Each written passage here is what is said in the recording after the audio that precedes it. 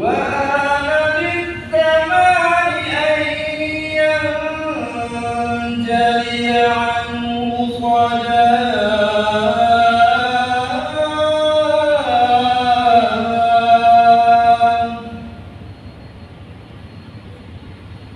حضر أمه ليلة مولده آسية ومريم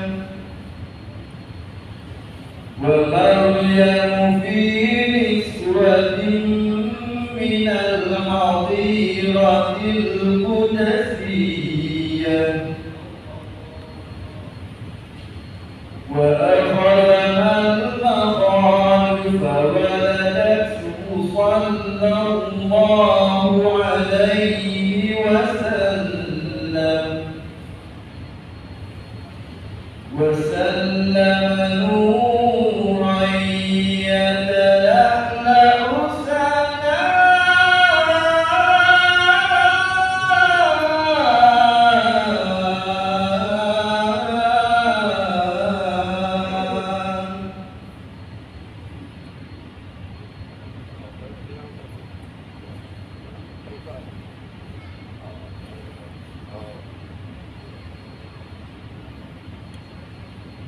صلى الله على محمد صلى الله عليه وسلم صلى الله على محمد صلى الله عليه وسلم يا نبي سلام عليك يا رسول سلام عليك يا حبيب سلام عليك صلوات الله عليك أشرق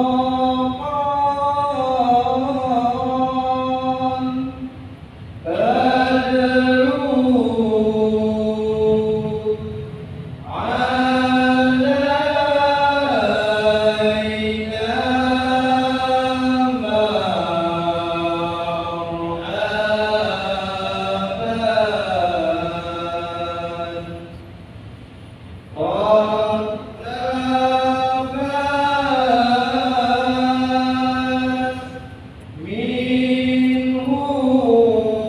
kemuncak kepada fungsi Nabi SAW diutuskan ialah apabila orang-orang Arab khususnya yang berada di Mekah, umumnya yang berada di Madinah dan seluruh dunia pada waktu itu, ialah apabila mereka ini berjaya untuk keluar daripada keadaan jahiliah.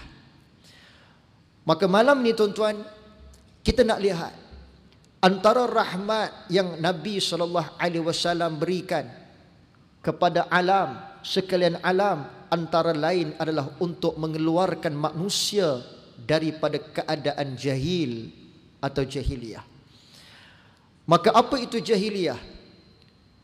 Syekh Muhammad Qutb yang meninggal pada tahun 2014. Penting untuk kita tahu tarikh kewafatan ataupun kematian seseorang ulama, scholar-scholar yang hebat ini, kerana kita nak tahu mereka ini hidup sezaman dengan siapa. Tahun 2014 ni tuan-tuan, sezaman dengan kita. Bukanlah terlalu jauh sangat, lebih kurang dalam berapa? Lebih kurang dalam 10, tak sampai 9 tahun yang lalu sahaja. Jadi Syekh Muhammad Qutb ini pernah menyebut tentang satu ideanya atau satu pandangannya bahawa umat akhir zaman, yakni yang sedang hidup pada hari ini, termasuk dengan zaman waktunya hidup dulu, adalah sedang berada dalam keadaan jahiliyah. Bahkan katanya keadaan jahiliyah umat akhir zaman hari ini, atau disebut sebagai jahiliyah moden, lebih dahsyat daripada jahiliah zaman dahulu. Kerana jahiliah zaman moden ini sangat sukar untuk dikesan. Kerana ia terselindung atau ia berlindung dalam keadaan cerdik pandai orang, pangkat-pangkat yang besar dan teknologi-teknologi yang hebat.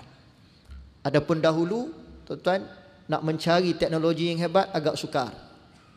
Walaupun ada, tetapi ia jelas, senang, very cut clear untuk membezakan yang mana kumpulan jahiliah dan yang mana yang kumpulan mereka yang beriman dan diberikan hidayah oleh Allah. Maka Syekh Muhammad Qutub memberikan satu pandangan yang menarik, tuan-tuan, yang saya kira malam ini kita boleh jadikan bekal untuk kita buat panduan, untuk kita hidup di akhir zaman ini. Kata Syekh Muhammad Qutub, aku tidak katakan jahiliah ini orang-orang yang bodoh, kerana kedudukan atau indikator orang-orang jahiliah ini bukan dilihat pada kebodohan atau kepandaiannya. Walaupun begitu ramai orang di luar sana mengatakan jahil ini bodoh, tetapi sebenarnya jahil ini bukan bodoh. Kemudian Syekh Muhammad Qutub dia bagi beberapa hujahnya. Antaranya dia sebut, siapa kata orang Arab jahiliah dulu bodoh? Bukankah Abu Jahal itu dipanggil oleh teman rakannya Abu Hikam, bapa segala bijak? Hikam ni maknanya pandai.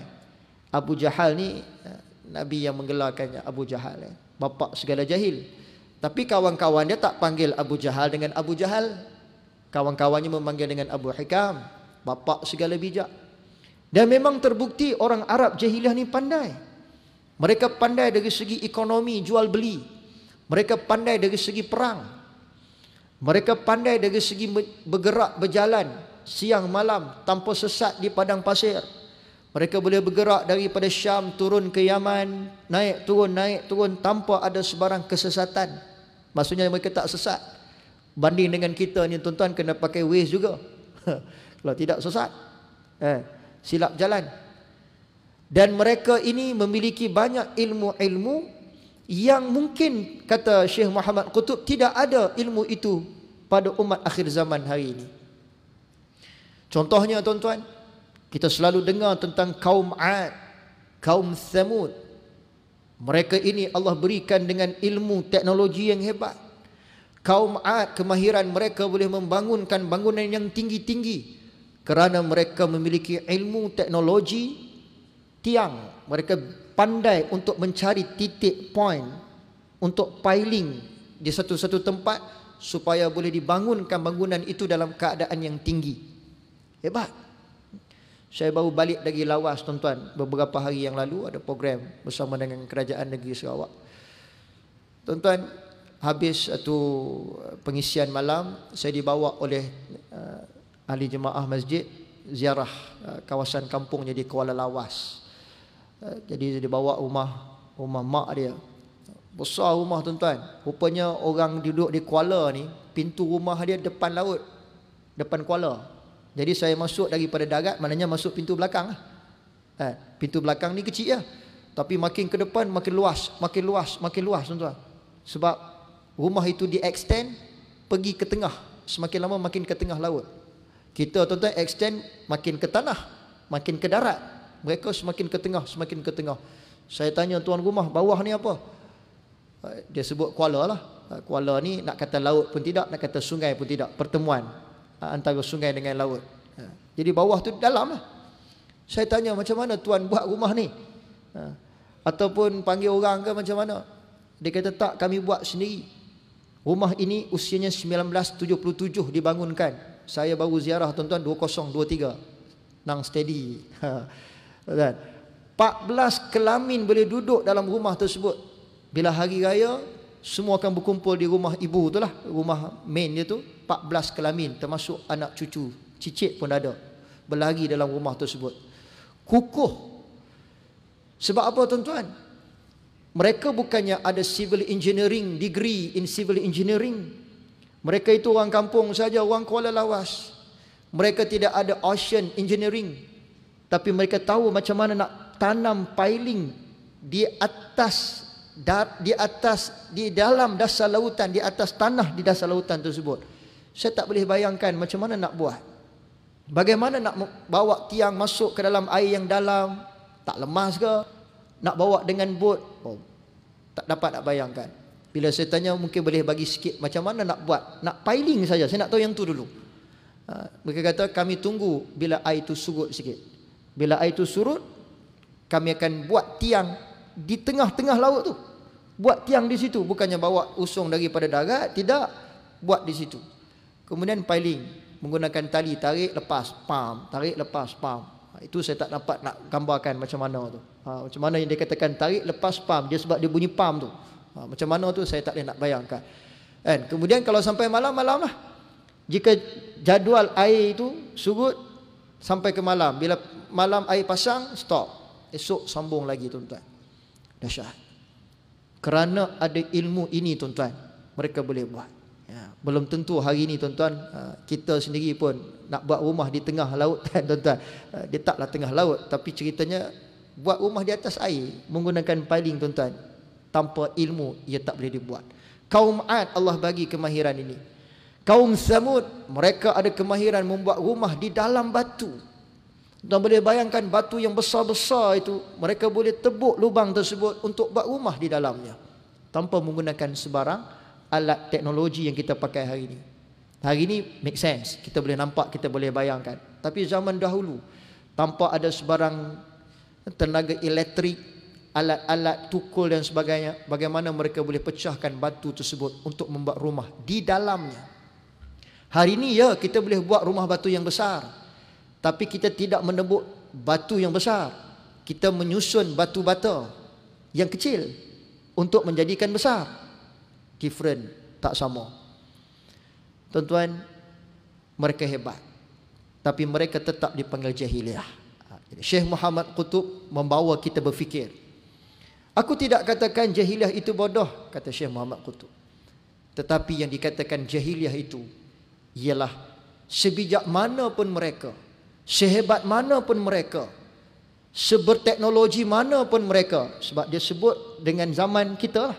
Ayat tu ayat zaman kita tuan-tuan. Teknologi yang dah nampak hari ini, internet dan sebagainya. Selagi mana manusia itu menghadapi dua masalah ini, iaitu masalah dengan akidah, ada masalah dengan Tuhan, dia keliru dengan Tuhan, dan yang kedua, dia bermasalah dengan akhlak, maka selagi itulah dia tetap akan dipanggil jahiliyah. Jadi tuan-tuan, sampaikan ini kepada anak-anak kita yang sedang belajar di sekolah, di universiti.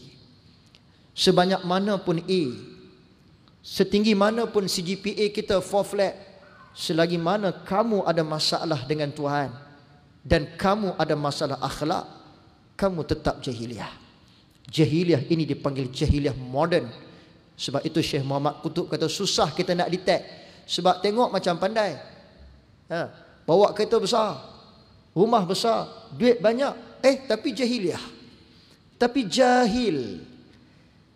Jahil ini bukan bermaksud kamu tidak ada ilmu.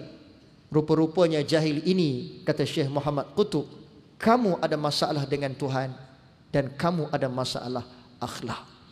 Maka tuan-tuan, kedatangan Nabi SAW memberi rahmat kepada sekalian alam, yakni menyelesaikan masalah dua ini. Membuatkan manusia kembali kenal Tuhan yang sebenar, yakni Allah Ahad. Dan yang kedua, untuk membuatkan manusia ini liutammima salihal akhlak, untuk menyempurnakan, untuk membuatkan akhlak itu menjadi baik. Maka apabila dua isu jahiliyah ini selesai, maka manusia ini dipanggil sebagai orang yang merdeka.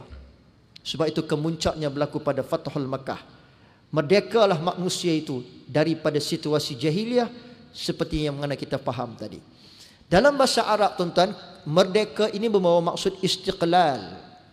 Istiqlal, bebas. Dengan 3 elemen yang penting. Jadi tuan-tuan, bila kita sebut merdeka, aku merdeka, anak-anak kita lepas habis SPM, dia kata aku merdeka. Bawa tenang sekejap, tengok balik definisi. Bawa tenang sekejap, relax dulu, tenang-tenang. Lihat balik definisi apakah yang dimaksudkan dengan istiqlal, kemerdekaan yang sebenar menurut Islam. Yang pertama tuan-tuan, yang dikatakan merdeka itu ialah apabila dia bersendiri di dalam memiliki kemuliaan. Dia tak perlu orang lain memuliakan dia, dan dia juga tak perlu untuk memuliakan orang lain. Dia boleh stand alone untuk mendapatkan kemuliaan itu.